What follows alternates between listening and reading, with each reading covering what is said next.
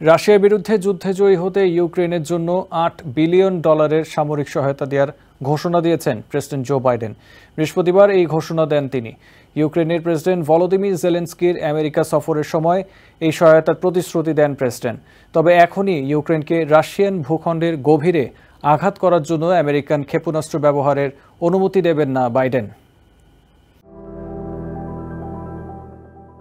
2022 সালের ফেব্রুয়ারি মাসে রাশিয়া ইউক্রেনে আক্রমণ করার পর থেকে কিয়েভকে সহায়তা দিয়ে আসছে আমেরিকা। তারই ধারাবাহিকতায় ইউক্রেনের জন্য নিরাপত্তা সহায়তা বৃদ্ধির ঘোষণা দিচ্ছেন প্রেসিডেন্ট জো বাইডেন। এই যুদ্ধে ইউক্রেনকে জিততে সহায়তা করার জন্য আরও কিছু পদক্ষেপের কথাও উল্লেখ করেন তিনি।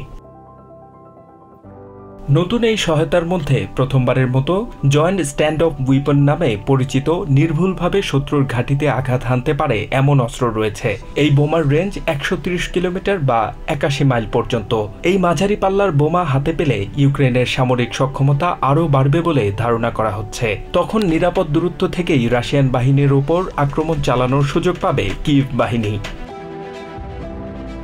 এই বোমাটি দূরের লক্ষ্যবস্তুতেও আঘাত হানতে সক্ষম। যুদ্ধ বিমান থেকে নিক্ষেপ করতে হয় এটি। তবে ইউক্রেনকে রাশিয়ান ভূখণ্ডের গভীরে আঘাত করার জন্য আমেরিকান ক্ষেপণাস্ত্র ব্যবহারের অনুমতি দেবেন না বাইডেন। নতুন সহায়তার $5.5 বিলিয়ন সোমবারের মধ্যে বরাদ্দ করা হবে।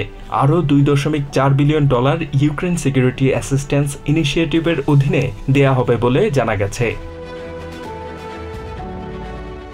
বাইডেনের পরিকল্পনা অনুযায়ী ইউক্রেনকে আরও একটি প্যাট্রিয়ট ব্যাটারি এবং অতিরিক্ত প্যাট্রিয়ট ক্ষেপণাস্ত্র সরবরাহ করবে। এছাড়া ইউক্রেনের F-16 পাইলটদের প্রশিক্ষণ সম্প্রসারণেরও নির্দেশ দিয়েছেন Biden. HM. Ataullah, TVN 24 news desk.